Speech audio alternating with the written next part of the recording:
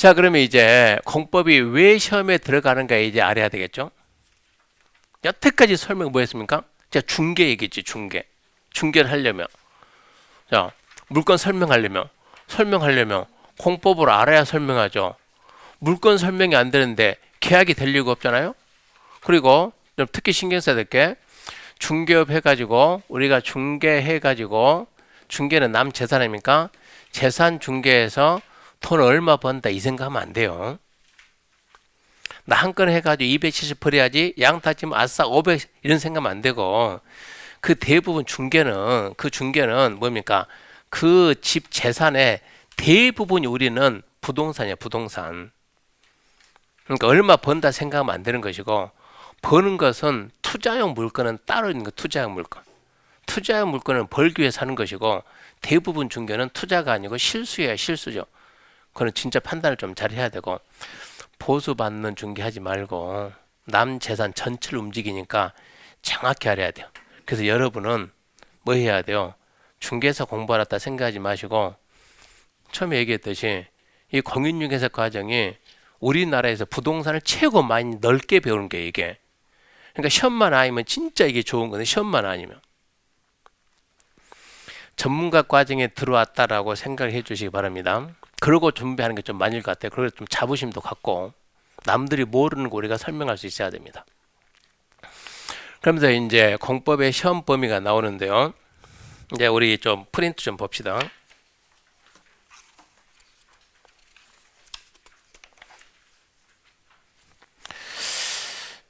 자, 이거 보게 되면 자, 올해 이제 시험 문제까지 보면서 같이 할게요. 첫 번째가 이제 국토계획법입니다. 국토계획법이 12문제 나옵니다. 그러니까 공법에서 40문제가 나오는데 12문제 나오면은 30%입니까? 30%? 그럼 우리는 무조건 몇 문제 맞춰야 되냐? 하여튼 무조건 이것저것 따질 필요 없어요. 어렵든 쉽든 국토계획법 무조건 8문제를 맞춰줘야 돼요. 그만큼 우리가 국토계획법 공부를 많이 하게 돼요. 웬만한 내용 빼먹지도 않아요. 8개를 맞춰줘야 되고 국토계획법에서는 주로 어떤 내용들이 있습니까? 주로 어떤 내용 그러면 자 국토 이용에 대한 방향을 제시합니다. 나중에 우리가 일단은 합격하고 계약을 하고 물건에 대한 중개 계약을 하고 계약서 쓰고 손님한테 주고 계약서를 어떻게 씁니까? 여기에 대해서는 국가 간섭을 안 해요. 우리 중개사 관할관청 어디입니까? 관할관청은 기초자치단체, 시군구, 부산 진구에서 중개업하게 되면 어디가 종종 감독 나오냐 그러면 구청에서 나와, 구청에서. 하여튼 여기에 뭔가 문제가 터졌다 그러면은 뭐 전세 사기 그런 거 있으면 구청에서 출동해요.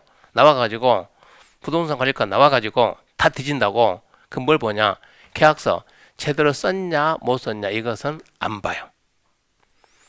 법에서 계약서 어떻게 쓰라는 말도 없고 우리 법에는 계약서 자체가 없어요. 계약은 자유야 자유. 둘이 앉아가지고 자 계약서 중개 계약서 해가지고 뭐라고 쓸까? 손님이 물건 주소는 써줘야지. 그래 물건 주소. 내 이름 써줘야지 쓰고 파는 사람 써야지 쓰고 중개 니도 써야지 쓰고 금액도 쓰고 더 쓸까? 없는데 너도 없는데 그럼 이게 중개계약 도장 찍어. 이게 중개계약서요. 중개계약서는 양식이 없고 형식이 없고 어떻게 쓰라 마라 그런 말이 없어요. 그러니까 간섭을 해요 못해요? 못해요 계약서는. 그 대신 이 물건에 대한 설명을 했으면 이 물건에 대한 뭘 해야 돼요? 확인 설명. 확인 설명서는 법에서 이렇게 해주라고 양식을 만들어줬어요. 법에서. 양식을 만들었으면 그 양식에 맞게끔 설명해야 돼. 양식을 맞게끔. 양식에 맞게끔 설명해야 되니까 면적은 용도, 지역, 지구, 구역, 도시계 쫙 나온다고. 근데 그 양식이 공법이 있으면 좋겠지만 그 양식은 중개사법. 계약이 중개사법 계약하니까. 그러다 보니까 저는 그 양식 설명 안 해요. 그러면 중개사법 설명을 다 해줘야 되는데 문제는 중개사법에서 자기 거 분량 있는데 언제 공법 강의하고 앉았냐고 자기 거 해야지. 공법에서 배웠죠? 공법 배웠죠? 이거 민법 배웠죠? 민법 배웠죠? 이렇게 한다고. 자기 거 해야 되는 중개사법도 따로 있으니까 거기도 분량이 많아요. 하다 보니까. 그러니까 이거를 설명해야 되는데 이거를 제대로 쓸 줄 아냐 이런 얘기요. 이거를 제대로 쓰려면 국토계획법이 안 돼 있으면 이거를 써주고 싶어도 써줄 수가 없다는 얘기입니다. 이거를 쓰려면 우리가 뭐를 봐야 돼요? 자, 내가 이거를 매매했어요. 매매. 뭐를 매매했다고요? 이 빌딩 매매했다고. 빌딩 매매. 뭘 봐야 돼요? 빌딩이 하늘에 매달렸어요. 땅 위에 있어요. 땅이 뭐라고요? 토지. 뭘 봐야 돼요? 토지, 이용, 계획, 확인서를 봐야 돼요. 토지 이용 계획 확인서를 보고 이걸 써줘야 된다고. 근데 토지 이용 계획 확인서가 옛날에는 우리 국토계획법이 있었으니까 옛날에는 강의를 해줬는데 지금은 없어. 토지 이용규제 기본법 그 법이 따로 있는 거예요. 지금은. 그러니까 시험 범위가 아니야. 시험 범위도 다 못하는데 아닌 걸 언제 설명을 하냐. 그 설명 안 해준다고. 설명 안 해주다 보니까 이걸 갖다가 제대로 배워야 되는데 어떻게 배우냐고. 그래서 중개사법 교수가 저한테 전화해서 이 교수 여기 또 뭐라고 써야지? 대충 쓰세요. 아니 대충 쓰면 걸린다니까. 구청이 전화해가지고 여기에 또 뭐라고 써야 됩니까? 그냥 토지 이음에 나와 있는 대로 보고 쓰세요. 거기에 나와 있는 게 좀 잘못된 것 같은데요. 남들은 그거 보고 쓰던데 담당 공무원이 이런 게 있다니까요. 그분도 정확히 모르니까 여기 또 어떻게 써야 되는 거예요? 자기가 정확히 모르면 그걸로 단속하라는데 하다 보면 양식이다 보니까 칸이 막 있을 거예요. 칸이 해가지고 여기다가 뭐 그러면 더 써야죠. 뭐 써야죠. 근데 뭐 그러니까 없어. 아무것도 없어. 없으면 써야 돼요. 해당 없음 그러든가 아니면 점이라도 찍어야 되는데 그냥 공란 남기게 되면 설명을 안 했네. 500과태료. 이런 게 나가요. 그러면 이 설명을 제대로 하려면 국토계획법이 안 되면 설명을 할 수가 없는 거야. 토지 이용계획 확인서를 보게 되면 법을 두 개 나눕니다. 두 개. 첫 번째 무슨 법? 국토계획법. 두 번째 무슨 법? 기타 법. 부동산 공법에는 부동산에 대한 규제법이 대충 한 130개 정도 된다고 하는데 국토계획법이냐 나머지 법이냐 이렇게 나눈다고. 그러니까 우리는 얼마나 중요한 법을 배웁니까? 이러니 그게 국토계획법이요. 그러니까 국토계획법 설명을 오래 할 수밖에 없고요. 그래서 국토계획법이 전국 토지이용 방향 제시합니다. 무엇에 의해서? 계획위에서. 그래서 한동안 계획 공부를 좀 해야 되고 무슨 게 그리고 국토계획법이 국토이용에 대한 기준이다. 기준이다 그 말은 기준은 항상 다른 법에 없으면 타 법에 뭔가 없으면 이 법을 따라온 거예요. 다른 법에서 뭔가 특별한 게 없으면 이 법을 따른 거예요. 다른 법에서 특별한 걸 정하더라도 이 기준을 보면서 정해주는 거예요. 자, 다른 데 없으면 이 법은 내가 알고 그리고 전국토를 효율적으로 이용하기 위해서 뭘 막읍시다? 난개발을 막읍시다. 난개발을 막읍시다. 난 뭐라고요? 개발이라고. 그럼 어떻게 개발할까? 여기에 대한 기준을 잡아주는 거예요. 이게 국토계획법 내용입니다. 국토이용에 대한 방향을 제시하고 무엇으로? 계획으로 방향 제시하고 어떻게 개발할 건가? 개발에 대한 기준을 준다. 그래서 우리는 이 계획하고 개발을 배워. 계획하고 개발. 이 개발이라고 하는 게 자, 이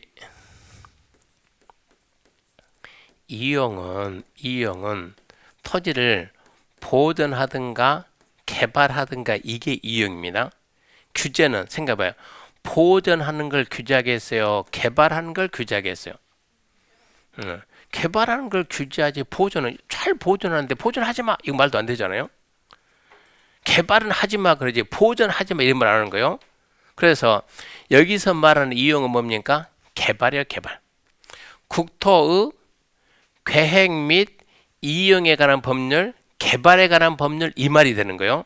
그래서 우리는 계획하고 국토계획법은 개발을 배우는데 12문제 나오면 무조건 8문제 맞춰야 되는데 올해 35회 시험 기준 보게 되면 한 문제는 책에는 있지만 어느 누구도 강의 안 하는 게 나왔더라고. 그러니까 한 문제는 책에는 분명히 있어요. 책에는 기본선이 있는 거요. 여태까지 단 한 번도 나온 적이 없으니까 아예 안 나오겠다고 강의를 안 해요. 나는 예지력이 있어서 이거 나올 것 같은데 라고 그거를 강의하고 듣는 사람도 그래 저분은 예지력이 있는 사람이야 따라 들었으면 그렇게 해서 맞췄으면 그 두 사람은 이상한 사람이에요. 그런 공부하게 되면 1년이 아니고 막 5년 10년 이렇게 늘어나야 된다고. 뺄 거는 과감하게 빼고, 그리고 거기 써놨듯이 좀 답 찾기가 어렵겠다라는 게 두 문제, 그런데도 중하해가지고 해보면 9문제, 그러니까 우리는 9문제만 맞추면 됐어요. 그러니까 이번 국토개혁 보면 제 개인적인 생각으로는 어렵지는 않았어요. 그러니까 옛날에는 작년만 해도 딱 읽으면 답 3번, 딱 읽으면 2번 이게 있어야 되는데 올해는 딱 읽고 이거는 바로 없는 거예요. 근데 전반적으로는 보게 되면 바로 답은 안 나오지만 그래도 하다 보면 답 나오고 쭉 답 나오고 보고 답 이 말은 없어도 그래도 그렇게 어렵지는 않더라고요. 아주 어렵지는 않았어요. 어차피 한 문제 모르고 두 문제 모른다고 세 문제 뺐다 하더라도 9문제는 해볼만 하겠더래 이런 얘기였어요. 두 번째가 도시개발법인데 도시개발법은 신도시입니다. 신도시 개발에 대한 절차를 정하는 법인데 6문제 나옵니다. 6문제 나오면 여기다가 우리가 좀 시간을 해야 되거든요. 그러니까 문제가 아주 어렵게 나온다 그러면 3문제, 쉽게 나온다 그러면 4문제를 갖다 맞춰줘야 돼요. 그러니까 주로 4문제 잡아야 유리해요. 얘 때문에 개발법, 도정법 둘이 더해서 30%예요. 얘도 6문제, 국토개혁법이 12문제, 신개발, 재개발 이게 12문제. 근데 신개발은 절차가 좀 단순해요. 공부하기가 쉬워요. 재개발은 너무 복잡해. 이게 분량도 많고 복잡하고, 그러다 보니까 얘가 6문제 나온다 그러면 얘는 쉽게 나오면 3문제, 어렵게 나오면 2문제 이렇게 가야 되거든요. 이렇게 2개 해가지고 목표를 반 6문제를 잡아야 돼. 그러니까 얘 4문제 맞히는 건 어렵지가 않아요. 얘 4문제 맞히는 것은 진짜 어려워요. 이것은. 그러니까 4개 맞히고 2개 맞히고 전략 1위 가는 게 좋아요. 근데 올해는 봐봐요. 올해는 지금 좀 어렵다는 게 2문제였고 중하, 쉬운 게 4문제. 그러니까 올해 도시개발법은 못 푸는 문제는 아예 없었어요.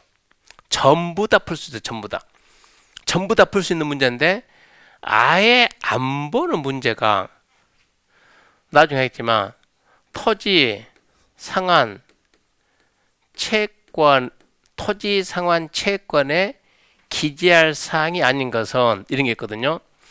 토지로 돌려주는 채권.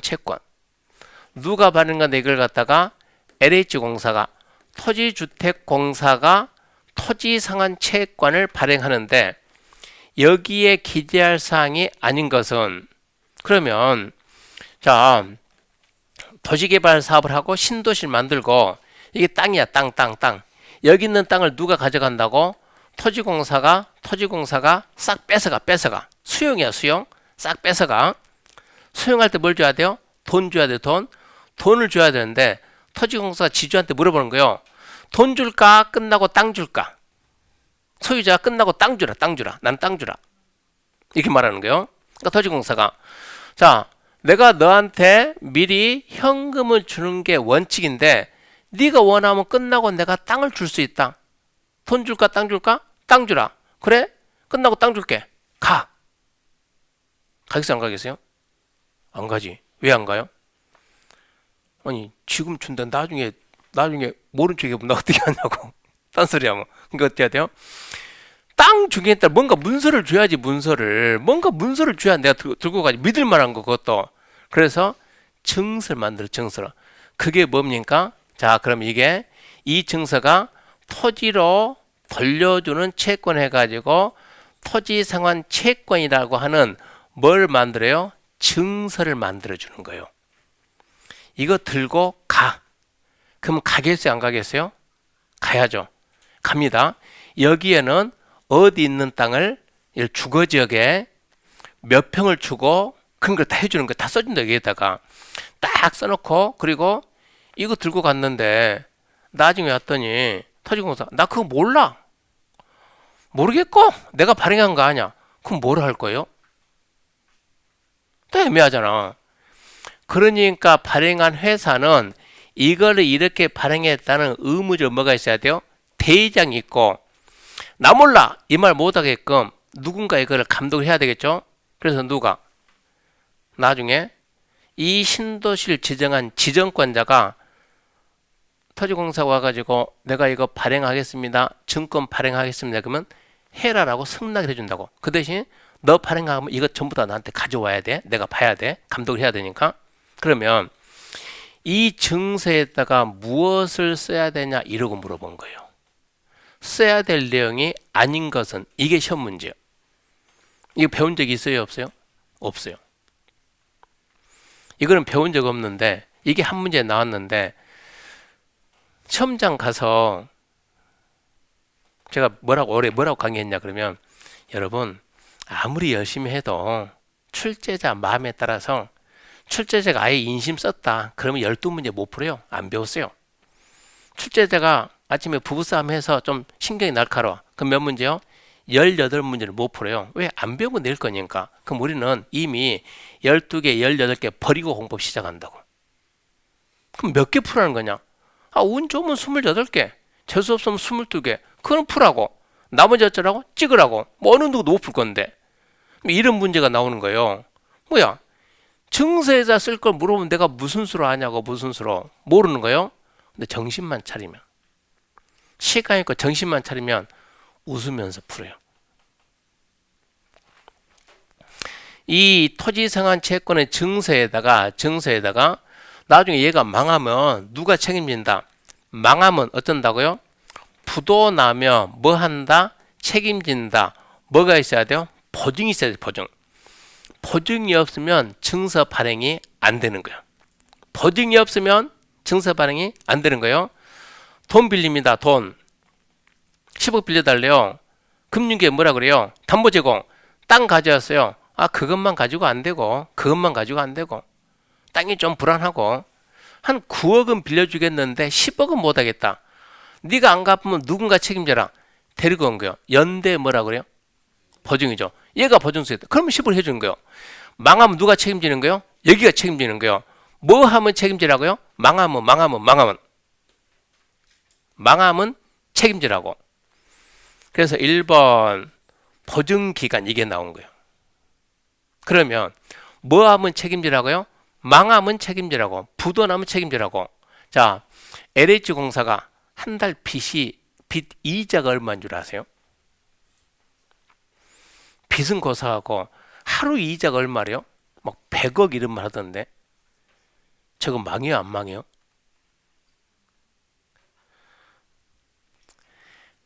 하루 빚이 100억이면 LH공사 망합니까, 안 망합니까? 조만간에 망하겠지. LH공사는 누가 만들었대요? 누가요? LH가 주택공사지고 그 현대가 만들었어요. 삼성이 만들었어요. 국가가 정부가 만들었어요. 국가가 망해 안 망해요? 안 망해요. 망한다고 하는 것은 민간이 망하는 것이 무슨 국가가 망하냐. 공공은 망하는 게 부산시 망해 안 망해요? 망해도 안 망한다죠. 이것은 망해도 안 망한다. 부산시는. 부산시도 하나의 자치단체니까. 부산시가 만든 공사 뭡니까? 부산시 도시개발공사. 망해 안 망해? 안 망해요. 왜? 부산시가 만들었으니까. 부산시는 안 망한다. 국가는 안 망한다니까. 한번 망하던데 97년도에? 그렇게 생각하지 말고. 그럼 비정상적 생각. 정상적이면 국가는 공공은 망하지 않는 거예요. 공공은 뭐가 없어요? 보증이라는 게 없는 거예요. 누가 할 때만 보증이 있는 거예요. 민간이 할 때만. 근데 1번을 뭐랬다고? 보증기간. 아니 누가 발행했는데 LH가 발행했는데 뭘 망하냐고. 민간은 망하는 거 아니냐고. 그러니까 보증기간을 거기다 왜 쓰냐고. 이러면 풀거든요. 근데 이렇게 마음의 여유가 있었냐. 수업 시간에 이런 얘기 수도 없이 얘기해요. 여러분 LH공사가 채권 발행할 때는요 보증 쓰는 게 아닙니다. 이러고 말하는 것이 아니고 LH가 시험에 나올지 토지공사 나올 때 토이트공사, 수자공사, 농어촌공사, 관광공사, 철도공사 이렇게 막 나오는데 여러분 이번에 철도공사 나올까 어떻게 이렇게 강의를 하냐고. 공적 주체는 부도라는 게 없습니다. 그러니까 공적 주체는 보증이라는 단어 쓰면 안 됩니다. 보증 언제 씁니까? 민감만 씁니다. 이 강의를 수도 없이 많이 한다. 이 강의는. 근데 딱 지금 얘가 안 나왔는데 이 문제 나오니까 안 배웠네? 이렇게 하면 안 된다고. 안 배웠지만 여유가 있으면 어떻게 하면 여유가 있냐? 마음을 비워야 돼요. 마음을 비우라 그러면 우리 문제 시험은 몇 문제요? 12문제. 어려운 몇 문제요? 18문제를 버려라. 포기해라 이 얘기입니다.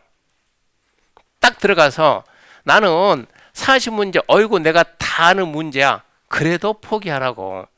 40문제 쫙 풀고 아싸 다 풀려. 40문 다 풀었어요. 답 달라고 마킹하려니까 끝났어요. 나가세요. 가만히 있어봐. 나 답만 나오는데 봐줍니까? 안 봐줘. 그러니까 빨리빨리 버려야 돼요. 얘기하지만 좀 그러니까 20, 30대 아니고 40, 50, 60 가가지고 40문제 다 풀고 답 단다? 100% 떨어집니다. 왜요? 풀 수 있는 사람이 대한민국에 존재하지 않으니까. 그걸 풀고 답 단다? 그런 사람이 있을 수가 없는 거예요. 빨리빨리 포기해줘야 돼요. 그래서 그게 하나 나와가지고 어렵다 그러는데 이 도시개발법은 올해 시험으로 간다 그러면 좀 마음의 여유가 있었다 그러면 6문제 다 맞춰요. 근데 어려운 게 2개 빼고 4문제를 맞췄고 도시정비법도 올해는 어떻게 보면 공법은 저는 운이 되게 좋았던 거예요. 도시정비법도 거기 봐봐요. 도시정비법이 뭐 하는 법입니까? 재개발, 재건축하는 법인데 재개발, 재건축하는 법인데요. 이것은 시험에 안 배운 게 딱 하나 나와서 하나 나왔다 것은 한 번도 나온 적이 없는 게 처음 한 번 나왔고 그리고 상 2개 좀 어려운 거 하 3개 나왔는데 우리는 목표가 3문제나 2문제니까 3문제는 맞췄다 이 얘기거든요. 그러니까 개발법, 도정법은 쉬웠어요.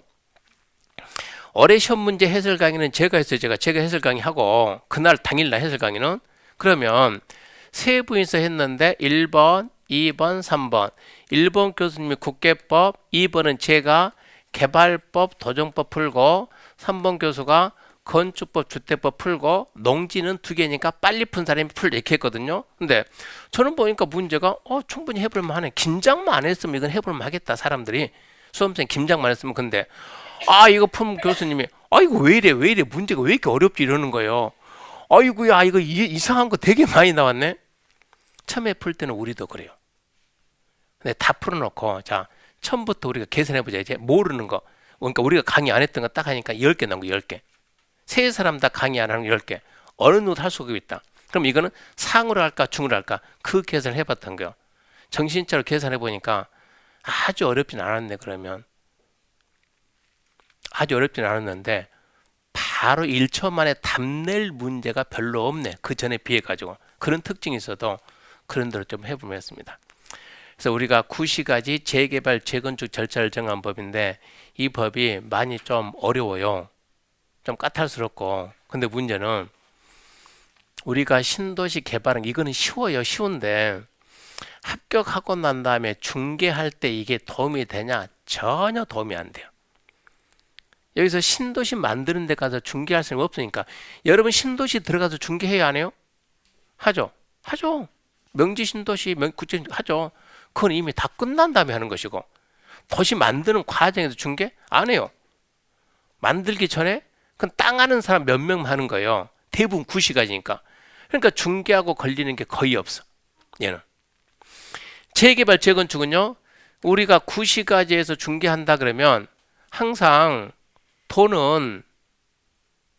돈이 움직이려면 너무 투명하고 딱딱 잡힌 데서는요 돈 안 움직여요.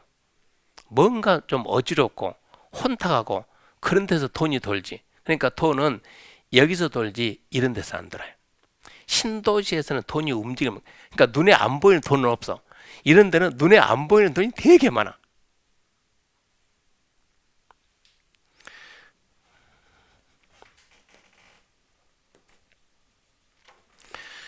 제가 봉천동 가게 되면 봉천동 알죠? 서울 봉천동.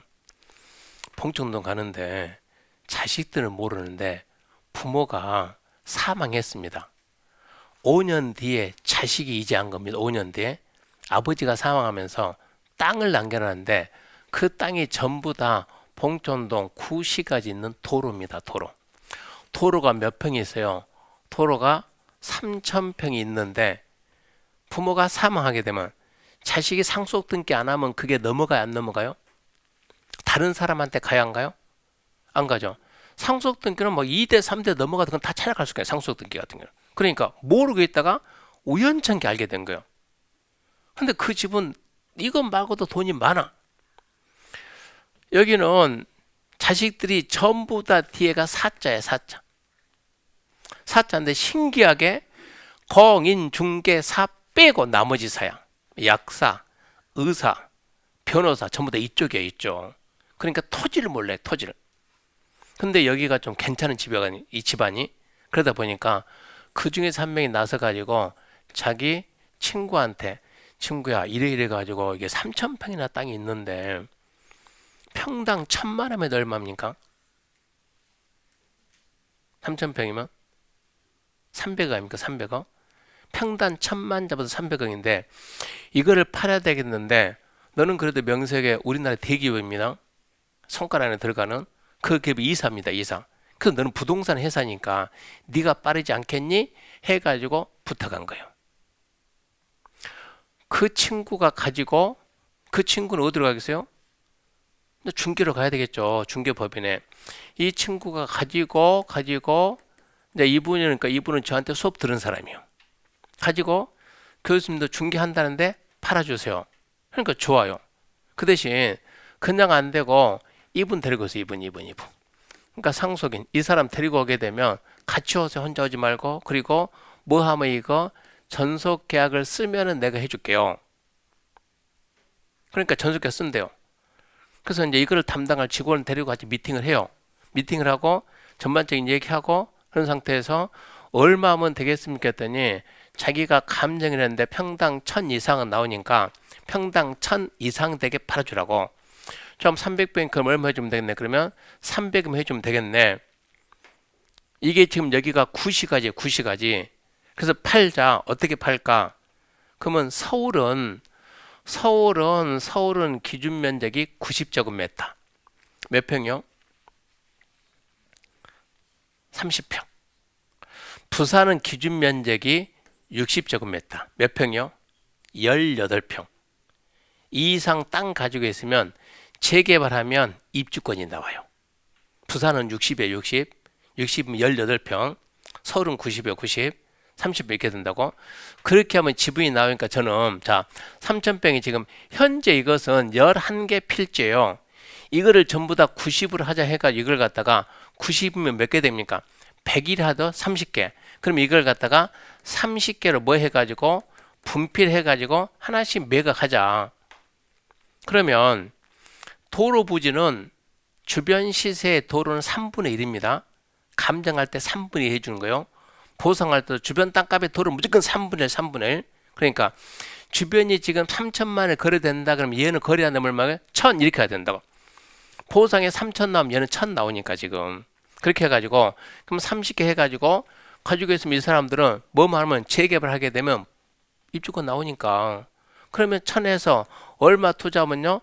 30평이니까 3억 투자하게 되면 이거 가지고 있다 어쩐다고? 집 받는다고. 그러면 그 재개발 그 동네에서 하게 되면 아파트 예를 30평짜리 받았다. 얼마 정도 할까요? 15억 할까요? 한 17억 할까요? 17억 예를 들어 그 정도 17억 합시다. 그러면 얼마 갭이 생기는 거예요? 얼마 벌었대요? 14억. 말이 돼 안 돼요? 될 것 같아? 안 될 것 같아? 그렇게 하면 다 애불지 이건. 안 돼. 여기에다 뭐를 내야 돼요? 추가 분담금 넣는다. 건축비는 내야지. 그래도 땅만 내지 말고 추가 분담금. 추가 분담금 예를 들어 얼마 할까요? 예를 들어 10억을 넣었다고 합시다. 그래도 얼마 벌어요? 4억을 벌어요. 그렇게 한다 하더라도 4억 번다고. 그러니까 이거를 분할해 가지고 쉽게 말해 쪼개게 해서 팔면 누구든지 투자 들어온다고. 그러면 여기가 재개발이 될까 안 될까 이 준비를 해야 된다고. 그러니까 담당들한테 자 이제 분석해라 이거. 노후도 분석하고 사업계획서 만들고 설명할 준비를 하고 분석하고 있는데 한 달이 지나도 말을 안 하는 거야. 하라고 했는데 나는 전속 받는 데까지 내가 협조했지만 나머지는 여러분들이 해야 되니까 하라고 맞춰서 하라고 이렇게 팔면 된다고 어려운 거 아니다고. 한 달 전에 말을 하니까 저도 말을 해야 되는 저쪽에다. 그래서 아니 너는 왜 말을 안 하니? 그러니까 그래서 셋이 같이 하고 있는데 어쩌고저쩌고 해가지고 그럼 빨리빨리 말을 해야지. 그래서 이렇게 해라 라고 하고 있는 상태에서 한 2달 지나니까 서울시에서 기준일을 고시하는 거예요. 나중에 이제 재개발하는 데는 기준일이 되게 중요합니다. 자, 여기에서 이 사람이 여기에서 이렇게 땅을 하나 가지고 있다. 땅 하나 가지고 있다. 공사 끝나고 입주권 몇 개 가질까요? 하나 나와요. 땅을 4개로 쪼개버리면 몇 개 나올까요? 4개로 해가지고 소유권을 다 분리시켜요. 이렇게. 그러면 땅이 한 개가 몇 개 됐어요? 4개 됐어요. 하나 나올까요? 4개 나올까요? 그러면 언제 쪼갰습니까? 이걸 보는 거예요. 너 이거 재개발할 걸 알고 쪼갰냐? 모르고 쪼갰냐? 모르고 쪼갰다. 모르고 쪼개고 모르고 나는 샀다. 그럼 뭡니까? 선이야. 선이. 착하네. 선이. 이거 말들을 좀 이해를 해야 되는데 그건 선이야. 선이. 모르면 선입니다. 알면 악이야. 악이. 선이야. 선이. 근데 여기 재개발 된다는 거 뻔히 알고 기준을 고시했죠. 뻔히 알고 그 다음에 쪼개기를 하게 되면 그것은 악이야. 악이. 그는 다 더해서 그래봤자 하나야. 그 전에 했으면 4개야. 이거 4개. 그럼 4개 인정받는다. 근데 우리는 준비하고 근데 기준일을 빡 고시하는 거예요. 서울시에서. 아니 서울시가 왜 이거를 고시를 하냐고. 주민들 아직 시작도 안 하고 있는데 주민들이 재개발합시다 이런 말이 나와야 기준을 고시해야 되는데 주민들은 가만히 있는데 서울시에서 뭐 한다고 거기에다가 요즘은 우리가 도정법 가서 배우지만 정비구역 지정할 때 얼마 걸려요? 보통 5년 걸려. 5년. 자, 주민들이 드디어 시작한 거예요. 추진이 나오고 어쩌고 시작해가지고 정비구역 지정하는데 5년 걸려. 5년. 그러다 보니까 움직이기 시작해서 끝날 때까지 15년 걸려요. 그래서 너무 오래 걸리니까 서울시는 뭐냐 그러면 신통 기획해가지고 신통이 뭐예요? 신속통합이야. 신속통합. 빠르게 묶어서 사업을 빨리 건너뛰어버린 거예요. 이제 이것 절차 해가지고 그래서 정비계 지정하는데 2년이야. 2년. 5년이 2년 다 뛰게 된다고. 절차를 갖다 묶어버린다고. 그렇게 해가지고 여기는 신통 주민들한테 신청하라고 기준일 고시를 딱 해놓는 거예요. 그러면 기준이 되면 그 이후에 우리는 지분 쪽이 하면 돼야 안 돼요? 안 되는 거예요. 그럼 어째? 늦었네. 그럼 이제. 그럼 어떻게 쪼개서 팔 수가 없네. 그러면 11개 필지는 팔아먹을 수가 있는데 이거 너무 큰 거예요. 그러면 너무 크고 나중에 부산은요. 자 11개 하는데 우리가 서울은 90이죠. 90인데 내가 얼마를 샀다? 200제곱미터를 샀다. 몇 명이서? 3명이서 서울에서 20을 가지고 있다. 200 가지고 있다. 끝나고 몇 개죠? 3명 더해서 1개 주는 거예요. 아니 90이면 하나 준 다음에 그러든가 말든가 너는 한 필들 3명 가지니까 하나 주는 거예요. 부산은 기준일 전에 3명에서 200 가지고 있다. 넘었어요? 안 넘었어요? 넘었죠. 자, 몇 개가 넘었? 6 하게 되면 6 하게 되면 돼요? 38 되죠. 그럼 부산은 3개 줘요. 3개. 이게 틀리는 거예요. 서울은 그러든가 말든가 하나. 부산은 기준일 전에 이렇게 기준 면적 초과되는 면적을 공유로 소유하면 자기 것만 따죠. 내 지분 얼마요? 3분의 1. 200의 3분의 1. 나도 3분의 1, 너도 3분의 1. 그러면 셋 다 60 넘었잖아요. 그러면 부산 하나씩 다 줘. 서울은 3명 다 내 사람밖에 안 줘. 그러면 이거를 서울은 무조건 쪼개야 되잖아요. 부산은 무조건 그 전에 들어가 사면 되잖아요. 공유를 하더라도 자기 지분만 있으면 되니까. 그러니까 서울은 지분 쪽이 안 되면 그럼 이걸 갖다 11개를 그냥 그대로 팔면 너무 비싸다니까. 그러면 투자가 못 들어오는 거예요. 이렇게 해서 포기했어요. 포기. 더 이상 안 되겠다. 포기하고 어제 새로운 사람 만났는데 이런 얘기하니까 그분이 교수님 그 땅 아직 살았습니까? 살았는데요. 저 주세요. 뭐 하게요? 지주택 갑시다. 뭐 하게요? 이분은 지주택에서 성공을 많이 한 사람이에요. 지주택 갑시다. 지주택.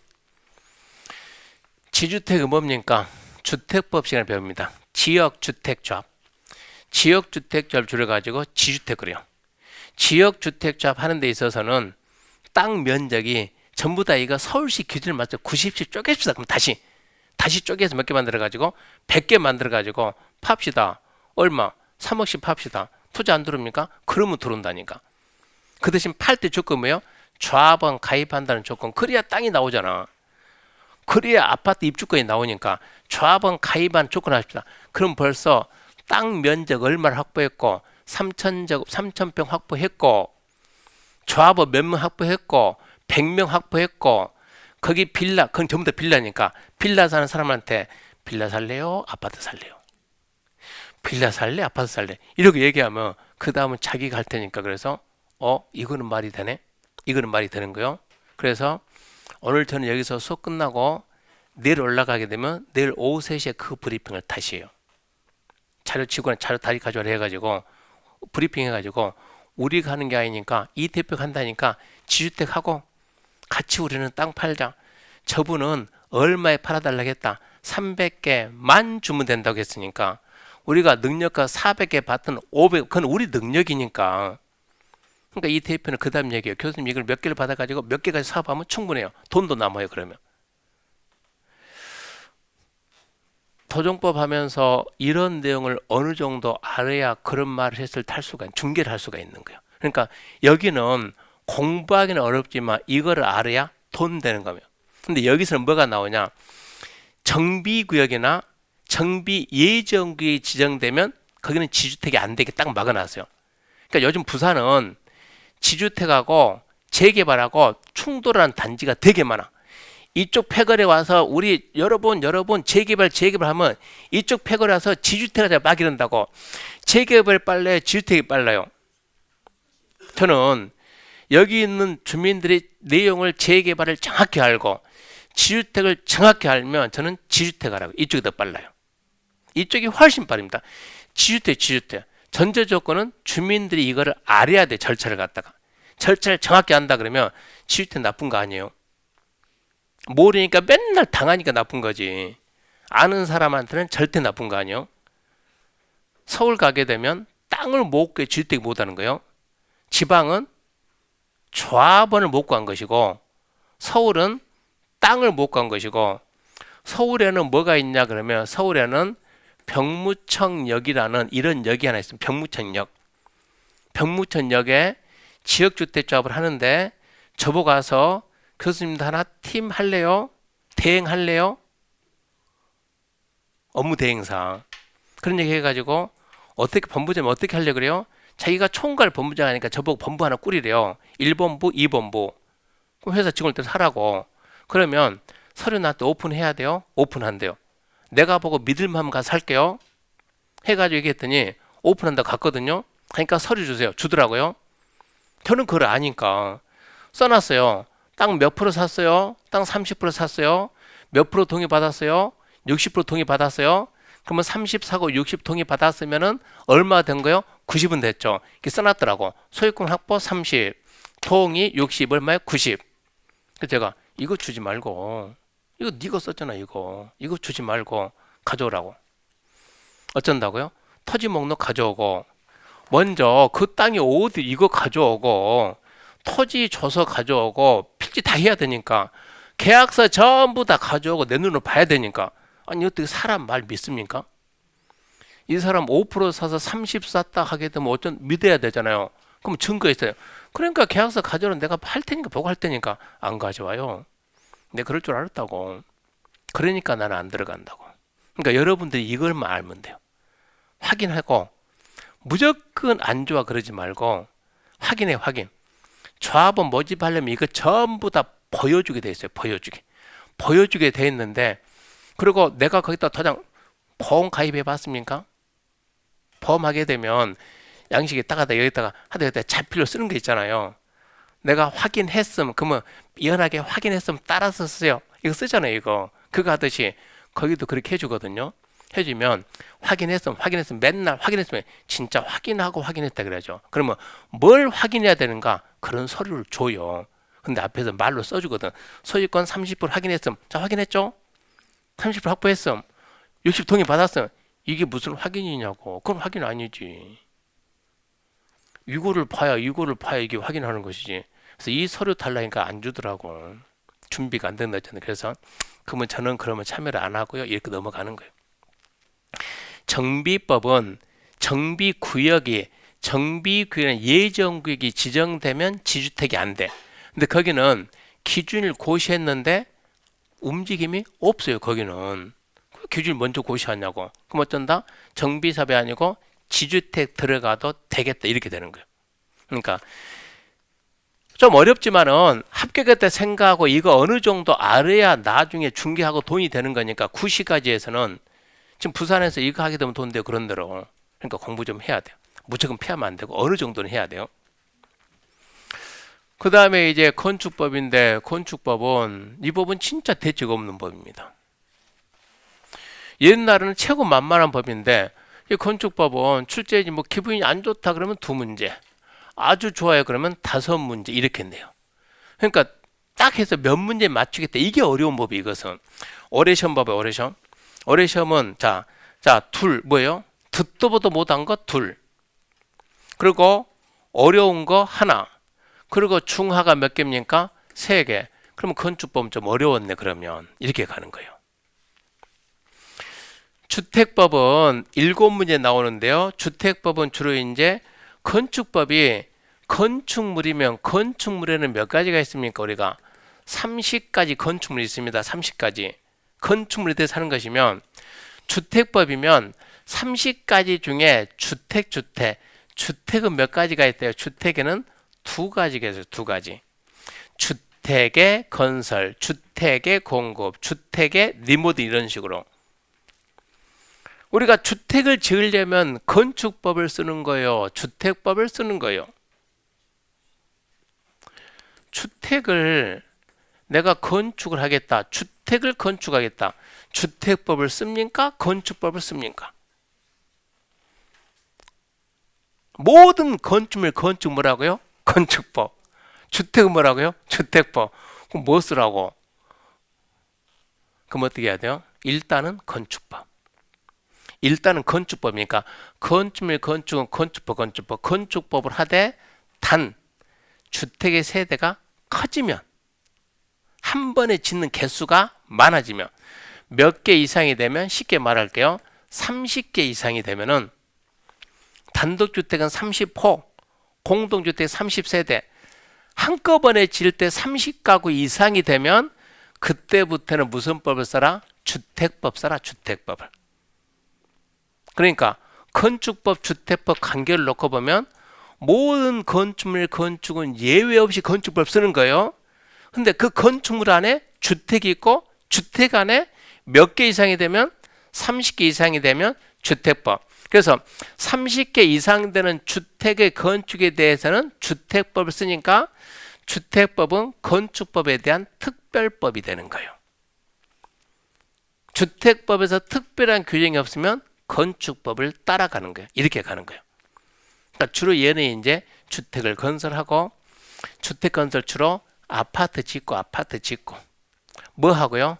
아파트 분양하고 기가 막히게 뭐 올해 시험에 뭐가 나왔습니까? 사전 점검.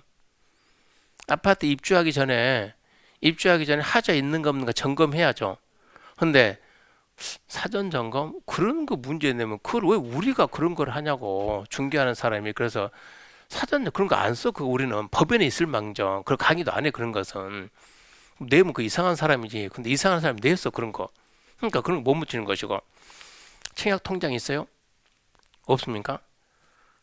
청약 통장의 종류는 몇 가지예요? 옛날에는 그런 게 시험에 아주 옛날이라면 중개사 6회 전 그때는 그런 공부를 했거든요. 근데 지금은 그런 공부 안 해. 근데 생뚱맞게 이번에 청약 통장을 또 왜 내냐? 이번 같은 경우. 그러니까 벌써 안 낸 지가 벌써 몇 년? 30년이 지났는데. 그러니까 그런 걸 끄집어내니 그것도 이상한 문제 내가지고. 그러니까 우리는 그럼 패스하고 그러면. 그런 문제를 갖다 2개. 또 전혀 말도 안 되는 문제 3개. 주택법이 우리가 얘를 만만하게 보니까 5문제 맞힌다. 항상 이러고 자신 있게 했더니 듣도 보도 못한 거 3개 내니까 어른 주택법이 좀 이상했던 거예요. 그래서 주택법에서 거기 보게 되면 3문제가 이상하고 한 문제가 제가 혹시 시간 돼서 나중에 여러분 실력이 좀 되고 제 기출 해설 보게 되면 이거는 진짜 치사하다 그 말 나올 거예요. 치사 정도가 아니지. 이것은 완전 치사하게 내가지고 답을 줘가지고 답 찾기 어려운 문제 그런 게 하나 나왔고요. 그리고 3문제는 맞추게끔 했더라고요. 원래 우리가 건축법 주택법 목표가 7문제거든요 7문제인데 6문제 정도는 풀게끔 했고 농지법이 2문제 나오는데 이거는 솔직히 어려워요. 강인합니다. 강인한데 대부분 듣는 분들이 안 들으려고 그래요. 공부를 안 하려고 그래요. 근데 우리가 여러분들이 나중에 합격하고 난 다음에 주택을 할 것이냐 아니면 땅을 할 것이냐 한번 들어먹고 듣고 있는 사람하고 애초부터 안 듣는 사람하고 나중에 이런 문제가 딱 나오면 차원이 달라요. 들어본 기억이 있는 사람하고 안 들어본 사람하고 들어본 기억이 있는데 잊은 사람은 전화해서 물어봐요. 그래서 그때 이런 거 배운 것 같은데 들어본 적이 없는 사람은 모르지. 아예 모르지. 누구한테 전화할지도 모르지. 그러니까 따로 공부 안 하더라도 이것은 합격했다 생각하고 수업은 들어야 돼요. 수업은 들으면 2문제에서 1문제를 맞췄는데 작년에는 2문제 다 쉽게 나왔는데 올해는 신기하게 2문제 다 어렵네.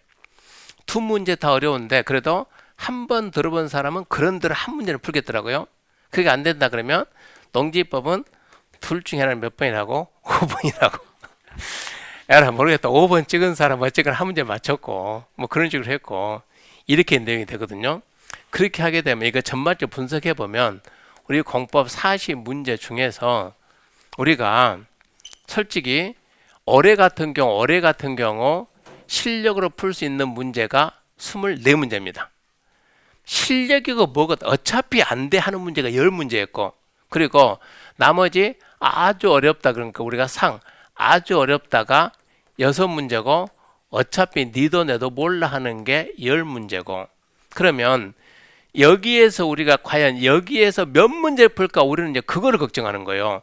이런 거는 강의하는 우리도 걱정도 안 해요. 자, 우리가 할 수 있는 것 중에서 24문제는 충분히 맞출 수가 있는데 과연 긴장을 했을까 안 했을까? 긴장만 안 했다 그러면 충분히 이거 풀 수 있는데 마음의 여유가 있으려면 시간의 여유가 있어야 되거든요. 그러니까 빨리 많이 포기를 해야 되거든요. 이거 포기 몰라. 그러면 아는 것만 가지고 했으면 이 정도 했을 텐데 과연 여기서 실수를 몇 개 했을까 이제 그 고민을 하는 거예요. 그래서 버릴 거는 버리고 처음부터 이제 우리가 뭐 시험 문제까지 나가고 그러는데 공법은 그러니까 내년도 이렇게 나옵니다. 내년도. 그러니까 문제가 아주 쉽다 그러면 우리는 28문제까지는 방어가 돼요. 아주 어렵다 그러면 22문제까지는 방어가 돼요. 1년 내내 들었을 때 공법은. 그러니까 공법 가지고 고득점 한다? 그런 사람 대한민국에 없어요. 미안하지만 이쪽 전공이 아니면. 원장님이 아까 쉬는 시간에 얘기했잖아요. 공법에다 시간 투자하지 말고 뭐 하라고요? 중개사법 먼저 올려야 돼. 얘가 튼튼해야 돼요. 얘가 안심이 돼야 돼. 먼저. 공부 잘하는 애들 민격은 먼저 안 한다고 그러잖아요. 민격이 아니고 국영수를 먼저 안 하고 다른 거 먼저 해놓고 점수 올려놓고 그 다음에 이것 들어가고 우리도 마찬가지로 공법 점수 이거 힘들어요. 공법은.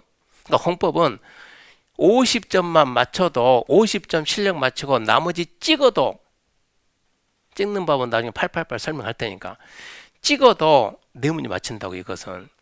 공법이 실력으로 50만 맞추면 뭐가 있으니까 중개사법이 충분히 70 간다니까 이러면은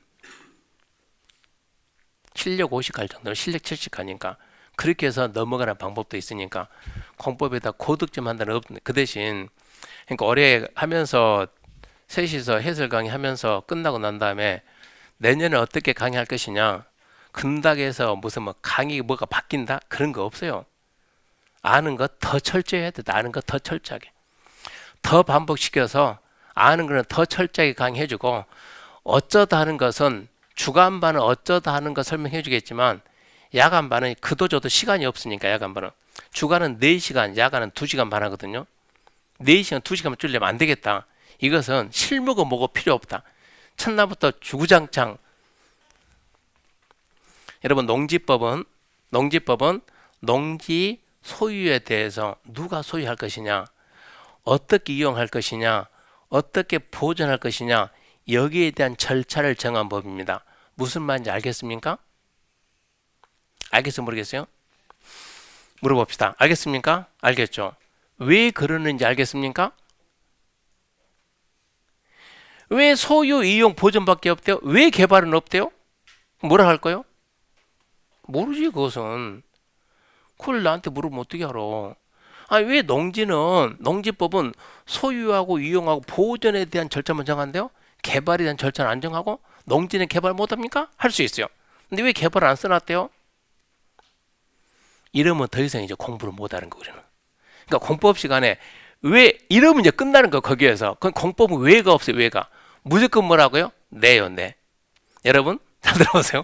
농지법은 농지 소유에 대해서 누가 소유하는가, 어떻게 이용하는가, 어떻게 보존하는가, 여기에 대한 절차를 정한 법입니다. 무슨 말인지 알겠습니까? 알죠? 암기하세요. 이게 공법이에요. 뭐 공법을 이해해서 푼다? 그런 거짓말 하면 안 되고, 하도 공법이 어렵다 뭐 공포의 법이다 이 말 하니까 강의하는 분들이 될 수 있으면 쉬운 형식 해주려고 이상한 말 써가서 막 이해한다 그러는데, 이해되면 한번 해보자고. 이해되면 왜 그런다고 우리도 궁금해가지고, 모든 법은요,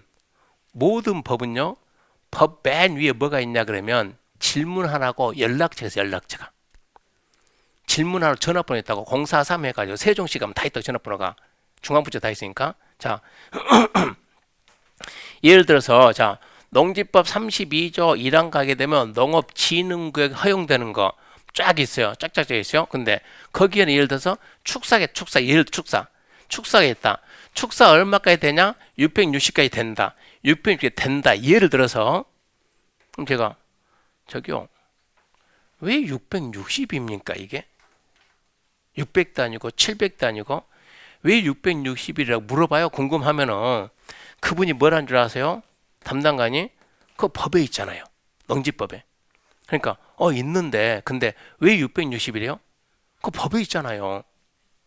아, 그러니까 왜 660이냐고, 왜 그러냐고 물어보면 담당이, 아, 참 깝깝하네, 법에 있잖아요. 법에. 이게 공법이에요.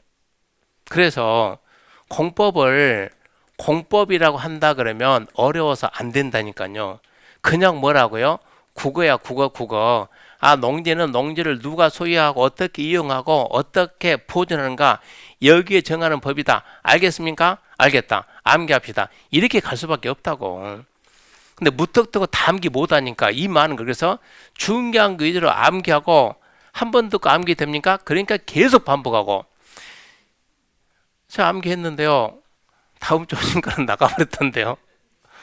어쩐다고요? 계속하고 계속 나가는데 계속 나갑니다.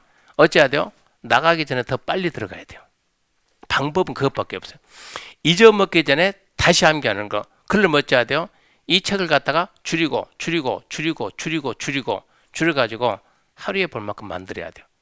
나중에 그런 자료를 만들어가지고 줘요. 학원에서 할 거예요.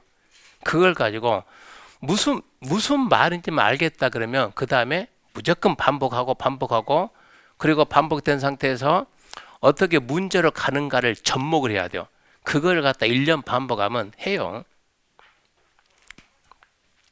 그래서 일단은 목표는 저는 여기다 잡습니다. 여기다가 공법은 그냥 마음 편하게 50만 합시다. 50만 하고, 그래도 합격하는 데는 별 지장 없습니다.